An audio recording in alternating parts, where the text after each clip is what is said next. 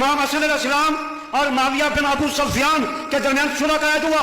किताबों में लिखा हुआ है कितने निकाह पर सुलह हुई, जिसने सुलह तोड़ी कुरान ने रूलिंग दे दी है। अब कितना बचाएंगे? आप बचाते बचाते खुद लानत के अंदर आ जाएंगे। बादशाह नामी गुस्ताख है, उसने सैयदना अमीर मुआविया रज़ी अल्लाह तआला अन्हु के बारे में इसी मुहर्रमुल हराम के अंदर बड़ा जहरीला लहजा अपनाया। तो रिफ्ज़ के हामी हैं, तो सरकार फरमाते हैं फिर वो मेरी तरफ से फारिग है। फिर वक्त है कि आप बोले, जब इतनी बड़ी गुस्ताखी वो भी उन लोगों की तरफ से जो अपने आप को सुन्नी कहलाने के दावेदार है, हालांकि सुन्नी हरगिज़ नहीं है। हर एक ने मुत्तफ़क़ा तौर पर उनके तर्ज़ अमल को खुरूज कहा, बगावत कहा, और मौला अली और मुर्तज़ा को हक पर कहा। वल हक़्क़ु कान बियदि अलिय्यन। ये अकीदा कहां से निकल आया? लोग जुबान बंद कराते रहे 1300 साल तक आइम्मा, और आज ये अकीदा कहां से आया कि आप उनके झंडे उठा लें? अस्सलाम वालेकुम दोस्तों, आपको पता होगा कि पाकिस्तान के अंदर ऐसे ऐसे नासबी उलमा भी मौजूद हैं जो किसी बंदे के ऊपर तौहीन मज़हब का इल्ज़ाम लगाकर उसको कत्ल करने पर तुल जाते हैं। और किसी को ये कह दिया कि इसने सहाबा की शान में गुस्ताखी की है, कभी ये कह दिया कि इसने रसूल सल्लल्लाहु अलैहि वसल्लम की शान में गुस्ताखी की है।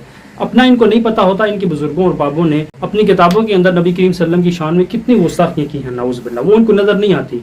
और दूसरा कोई बंदा दूसरे मकातब फ़िक्र का उलमा बात कर दे, अगरचे वो बात कुरान सुन्नत में मौजूद हो, फिर भी उसके ऊपर गुस्ताखी का फतवा लगा दिया जाता है।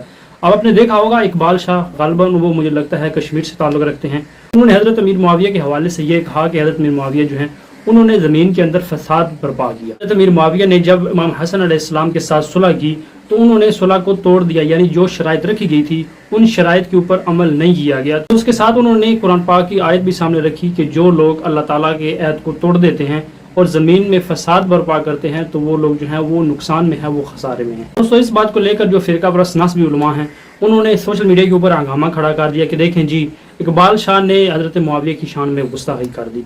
अब दोस्तों ना तो उस इकबाल शाह ने हज़रत मुआविया को कोई गाली निकाली और ना ही उसने इस तरह का कुछ जुमला कहा, लेकिन फ़िरका परस्त आपको पता है कि इनका काम ही ये है किसी बंदे के ऊपर तौहीन मज़हब का इल्ज़ाम लगाकर उसको कत्ल कर देना। दोस्तों मैं चाहता हूँ आपसे पहले आप वीडियो देखें, उसके बाद हम बात करते हैं। ओ जी इमाम हुसैन अलैहिस्सलाम इमाम हसन ने सुलह करी की माविया बिन अबू सुफियान नाल ते ए ऐसा तकनिया भी जना 16 तरोड़ी को शब्द कुरान ने रोलिंग देती अल्लज़ीना यंकुदूना अहदल्लाहि मिन बाद मीसाकी व यब्तुना मा अमर अल्लाह बैन युस्लम युस्लम अल्लाह उलाइका हुमुल खासिरून। तर्जुमा, वो जो अल्लाह के ऐद को तोड़ देते हैं। सुलह ऐद होया ना इमाम हसन अलैहिस्सलाम और माविया बिन अबू सुफियान के दरमियान सुलह का ऐद हुआ। किताबों में लिखा हुआ है कितने निकाह पर सुलह हुई, जिसने सुलह तोड़ी कुरान ने रूलिंग दे दी है। अब कितना बचाएंगे? आप बचाते बचाते खुद लानत के अंदर आ जाएंगे। और जमीन में फसाद फैलाते हैं, ये फसादी टप्पर है। और जमीन में फसाद फैलाते हैं, ये फसादी टप्पर है। एक इकबाल शाह नामी गुस्ताख है, उसने सैयदना अमीर मुआविया रज़ी अल्लाह तआला अन्हु के बारे में इसी मुहर्रमुल हराम के अंदर बड़ा जहरीला लहजा अपनाया। और फिर मेरे पास उसके लिए वो 9 मिनट का तकरीबन क्लिप है, वो भेजा गया। और उस पर ये अल्लाह का शुक्र है कि हमने बर वक्त उस पर फतवा दिया। मरकज़ सिरात मुस्तकीम की तरफ से जो हमारे मुफ्ती साहब हैं उनका फतवा अलहदा पहले आया, फिर मेरा फतवा भी तकरीबन 22 सफ़हात पर। दूसरे तमाम मुफ्तियान किराम को भी दावत है कि सारे लिखें, सारे बोलें, क्योंकि हमारे आका अलैहिस्सलाम ने फरमाया कि जिस वक्त मेरे सहाबा को गाली दी जा रही हो तो फलयुज़हिरिल आलिमु इल्महु, तो आलिम को अपने इल्म का इजहार करना चाहिए। यानी करना चाहिए का मतलब लाजिम है कि वो इजहार करे। फरमाया अगर उसने इजहार ना किया तो फिर अलैहि लानतुल्लाहि वल मलाइका वन नास अजमाइन। इजहार ना करने की बुनियाद है कि लोग नाराज हो जाएंगे जो रिफ्ज़ के हामी हैं। तो सरकार फरमाते हैं फिर वो मेरी तरफ से फारिग है, उस पर मैं रहमत हूँ सारे जानों की। मगर मैं कह रहा हूँ कि जब गालियाँ दी जा रही हूँ हज़रत अमीर मुआविया रज़ी अल्लाह तआला अन्हु या दीगर किसी सहाबी को, और आलिम चुप करके बैठे रहें कि हमारी मकबूलियत में फ़र्क ना आए, लोग हमें कुछ ना कहें, तो फरमाया उन पर अल्लाह की भी लानत है, फरिश्तों की भी लानत है और सारे लोगों की भी लानत है। तो 2 रस्ते हैं, या तो ये सब लानतें कोई वसूल करे, या फिर वक्त है कि आप बोले, जब इतनी बड़ी गुस्ताखी वो भी उन लोगों की तरफ से जो अपने आप को सुन्नी कहलाने के दावेदार है, हालांकि सुन्नी हरगिज़ नहीं है। इनको कोई राफ़ज़ी हमारे खाते में शुमार करके ये ना कि सुन्नी भी ये कह रहे हैं। हम पहले से उनके बारे में FIR काट चुके हैं अपने मसलक की बुनियाद पर कि ये लोग पिंडी ग्रुप वाले या हरगिज़ सुन्नी नहीं है। 1300 साल का अहले सुन्नत वल जमात का ज़ख़ीरा इल्म मुत्तफ़क़ा, जिस पर इख्तिलाफ नहीं है। मैं जिम्मेदारी से कह रहा हूँ, किताबें पढ़ें, खंगालें कुतुब को, इल्म के समुंदर में गोताखोरी करें, आपको पता चले 1200-1300 साल में उसूल दीन और उसूल अकायद के और उसूल फ़िक़्ह के किसी एक आलिम और फ़क़ीह और इमाम ने उनका दिफा नहीं किया, उनके तर्ज़ अमल की तौसीक़ नहीं की, उनके कसीदे नहीं पढ़े। हर एक ने मुत्तफ़क़ा तौर पर उनके तर्ज़ अमल को खुरूज कहा, बगावत कहा, और मौला अली और मुर्तज़ा को हक पर कहा। वल हक़्क़ु कान बियदि अलिय्यन, हर एक ने लिखा, मगर साथ कहा खबरदार आपका हक नहीं। उनको मुज्तहिद खाती कहा, ये उनका इज्तिहाद था, वो खता पर मबनी है, मामला अल्लाह पे छोड़ा। और सहाबाए कराम में शामिल होने की बायस कफ़ लिसान को हुक्म दिया कि कोई उन्हें काफिर न कहे। मेरे लफ्ज़ सुने, किताबों में लिखा है कि उन्हें काफिर न कहा जाए। انہیں فاسق نہ کہا جائے، تکفیر نہ کرے منع ہے، حرام ہے، تفسیق نہ کرے منع ہے، لعن و طعن نہ کرے، لعنت نہ بھیجے منع ہے، حرام ہے، سب و شتم نہ کرے، گالی گلوچ نہ کرے، حرام ہے۔ 1300 سال سے ائمہ دین تو یہ کہہ کر دفاع کرتے رہے ہیں کہ لعن طعن نہ کریں، سب و شتم نہ کریں، ان کو کافر و فاسق نہ کریں، زبان بند رکھیں۔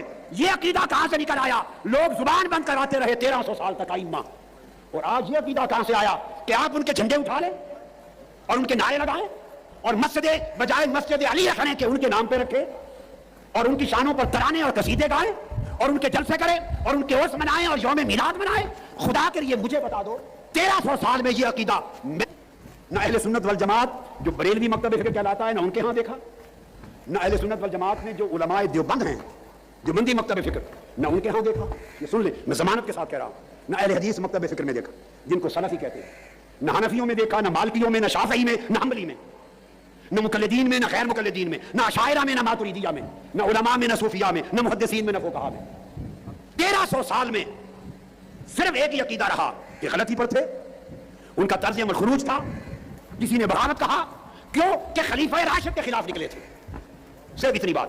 مگر چونکہ عمل سخت ہے ساتھ کہہ دیا خبردار، لعن طعن نہیں کر سکتے، سب و شتم نہیں کر سکتے، معاملہ اللہ پہ چھوڑا، زبان کو بند رکھیں، ہر صحابی کی تعظیم کریں، ہمارے اوپر واجب کر دیا۔ عقیدہ تو یہ تھا کہ چپ رہیں، تم نے اپنی چپ توڑ دی اور نعرے لگا کر دل واسطہ مولا علی المرتضیٰ کے بغض کو پھیلانا شروع کر دیا۔ اب آج حضرت امیر معاویہ، میں خود رضی اللہ تعالیٰ عنہ کہتا ہوں، میں سب و شتم کو حرام جانتا ہوں، کفر لسان کا عقیدہ میرا وہ عقیدہ ہے جو 1300 سال سے ائمہ اور اکابر اہل سنت کا کتابوں میں ہے۔ ہم زبان بند رکھتے ہیں اور تم نے زبان کھولی، کھولتے مولا علی کہنے میں کھولتے تو بات ایمان تھا، تم نے ان کو مولا بنایا جن کے لیے ائمہ چپ کرواتے رہے کہ چپ زبان بند رکھیں، سب و شتم نہیں کرنا، لعن طعن نہیں کرنی، تفسیق و تکفیر نہیں کرنی، وہ چپ کراتے رہے تاکہ صحابہ کا کہ جو ایک نسبت ہے اس کی وجہ سے تعظیم رہے، معاملہ اللہ پہ چھوڑ دیں، ختم۔ 1300 سال یہ رہا، اب تم جھنڈے لے کے باہر نکل آؤ۔ دوستو آپ نے ویڈیو دیکھی جس ویڈیو کے اندر اقبال شاہ ہے وہ یہ کہہ رہا ہے کہ آپ کتنا دفاع کریں گے حضرت معاویہ کا، یعنی اس کے بارے میں کوئی بھی صحیح حدیث اس کی فضیلت میں نہیں آئی، تو کیوں آپ اس کو مولا علی علیہ السلام کے ساتھ کمپیئر کرتے ہیں جس نے مولا علی علیہ السلام کے خلاف جنگیں کی، تلواریں اٹھائیں، تو آپ لوگ کیوں ان کا دفاع کرتے ہیں؟ اتنی بات کرنے کی دیر تھی تو سوشل میڈیا کے اوپر ہنگامہ کھڑا ہو گیا کہ دیکھیں جی اقبال شاہ نے حضرت میر معاویہ کی شان میں گستاخی کر دی، یعنی پورا سوشل میڈیا جو ہے وہ ان کے پیچھے پڑ گیا کہ انہوں نے گستاخی کر دیا۔ تو یہ فرقہ پرست ناصبی علماء یہ کہتے ہیں کہ امام حسن جو ہیں انہوں نے تو صلح کر لی تھی، تو ہم کون ہوتے ہیں کہ حضرت میر معاویہ کی شان میں گستاخیاں کرنے والے، اور ہم کون ہوتے ہیں کہ ان کے بارے میں اس طرح کے الفاظ کہنے والے؟ ہم دوستو یہ نہیں کہتے کہ ہم ان کی شان میں غصاہی کریں یا اس طرح کے کوئی بھی الفاظ کہیں، لیکن ہم یہ کہتے ہیں کہ جو لوگ دفاع کرتے ہیں ان کا جھوٹا دفاع، وہ کیوں کرتے ہیں؟ وہ سنت کی مخالفت کرتے ہیں۔ سب سے پہلے ان شرائط کی طرف آتے ہیں کہ صلح جو ہوئی تھی وہ کن شرائط کے اوپر ہوئی تھی۔ اپنی بھی شرائط میں آپ کو بتا رہا ہوں، یہ اہل سنت والجماعت کی کتابوں کے اندر موجود ہیں، اور امام جو ہیں اہل سنت والجماعت کے بڑے امام انہوں نے یہ شرائط نقل کی ہیں اور حدیثوں میں بھی موجود ہیں۔ یہ میں اپنے سے بات نہیں کر رہا، کسی کو لگتا ہوگا کہ شیعہ حضرات کی فیور میں بات کر رہے ہیں، ایسی بات ہرگز نہیں، اہل سنت والجماعت کی کتابوں کے اندر سے یہ ثابت کروں گا کہ حضرت معاویہ کو یہ کہا گیا کہ اللہ اور اس کے رسول صلی اللہ علیہ وسلم کی اطاعت کے اندر اور خلفائے راشدین کی اطاعت کے اندر ہی آپ نے حکومت چلانی ہے، یعنی شریعت کو بالکل نہیں پامال کرنا۔ جس طرح سے حکومت چلائے گی سنن ابی داؤد کے اندر 31-41 حدیث آپ پڑھ لیں گے تو آپ کو پتہ چل جائے گا کس طرح سے حکومت انہوں نے چلائی۔ حضرت معاویہ اپنے بعد کسی کو خلیفہ جانشین مقرر نہیں کریں گے، یعنی اپنے جانے کے بعد، دنیا سے جانے کے بعد خلیفہ مقرر کسی کو نہیں، لیکن آپ دیکھ لیں 4 مہینے پہلے ہی انہوں نے یزید کو اپنا خلیفہ جو ہے وہ مقرر کر دیا۔ تیسری یہ تھی کہ مولا علی علیہ السلام کی جماعت کے جو لوگ تھے جنہوں نے ہتھیار ڈال دیے تھے، اور ان کے خلاف کسی قسم کی سازش نہیں کی جائے گی۔ تو پتا ہوگا کہ حضرت معاویہ جو ہیں انہوں نے حجر بن عدی کو ہی قتل کروا دیا۔ حجر بن عدی کون تھے؟ مولا علی علیہ السلام کی جماعت کے اندر تھے۔ تو آپ دیکھ سکتے ہیں کہ تیسری شرط جو ہے اس پہ بھی عمل نہ ہوا۔ اب آتے ہیں چوتھی شرط کی طرف، یہ ہے کہ آل محمد کا جو خمس تھا، مال غنیمت کا 5واں حصہ جو تھا وہ قرآن پاک میں مقرر ہے، وہ بدستور عبد المطلب کو ملے گا۔ واحد شرط ہے جس کے اوپر عمل کیا گیا، اور خمس جو 5واں حصہ جو تھا وہ ان کو دیا جاتا تھا۔ تو 5ویں شرط یہ تھی کہ مولا علی علیہ السلام کے اوپر جو ممبروں کے اوپر نعوذ باللہ سب و شتم کیا جاتا تھا بنو امیہ کے ممبروں کے اوپر سے، وہ ختم کیا جائے۔ تو وہ بھی ختم نہیں ہوا، بلکہ مولا علی علیہ السلام کے اوپر نعوذ باللہ ممبروں کے اوپر سے، بنو امیہ کے ممبروں کے اوپر سے گالی گلوچ کی جاتی تھی، نعوذ باللہ۔ 5 شرائطوں کے اندر صرف اور صرف ایک شرط پہ عمل ہوا، صرف اور صرف جو خمس رہا وہ ان کو ملتا تھا، اس کے علاوہ دوسری جتنی بھی شرائط تھی ان کے اوپر عمل نہ ہوا۔ انہوں نے قرآن پاک کی یہ آیت پڑھی، الذين ينقضون عهد الله من بعد ميثاقه ويقطعون ما امر الله به ان يوصل ويفسدون في الارض اولئك هم الخاسرون کہ جو لوگ اللہ کے مضبوط عہد کو توڑ دیتے ہیں اور اللہ تعالیٰ نے جن چیزوں کو جوڑنے کا حکم دیا ہے وہ لوگ زمین میں فساد مچاتے ہیں، وہی لوگ جو ہیں وہ نقصان میں ہیں، وہ خسارے میں ہیں۔ ایک بادشاہ جو تھے انہوں نے قرآن پاک کی اس آیت سے یہ کہا کہ انہوں نے جو شرائط طے ہوئی تھی، جو معاہدے ہوئے تھے، ان کو توڑا، ان پر عمل نہیں کیا۔ تو اس حوالے سے اگر دیکھا جائے تو وہ انہوں نے زمین میں فساد مچایا ہے۔ لیکن فرقہ پرست علماء آپ کو پتہ ہے کہ انہوں نے کوئی نہ کوئی بہانہ پکڑنا ہوتا ہے کسی بندے کے اوپر غصہ کا فتویٰ لگا کر اس کو قتل کیا جائے، نعوذ باللہ، استغفر اللہ۔ تعالیٰ قرآن پاک میں بھی فرماتا ہے وَلَا تَلْبِسُوا الْحَقَّ بِالْبَاطِلِ وَتَكْتُمُوا الْحَقَّ وَأَنْتُمْ تَعْلَمُونَ، کہ حق کو باطل کے ساتھ نہ ملاؤ، حق کو نہ چھپاؤ، بلکہ تم جانتے ہو اس چیز کو کہ حق حق ہے۔ اللہ تعالیٰ امت مسلمہ کو نبی کریم صلی اللہ علیہ وسلم کے وصایت پر چل کر زندگی گزارنے کی توفیق اللہ تعالیٰ ہمیں محمد و آل محمد صلی اللہ علیہ وسلم سے محبت کرنے، ان کا دفاع کرنے کی توفیق۔ ملتے ہیں نیکسٹ ویڈیو میں۔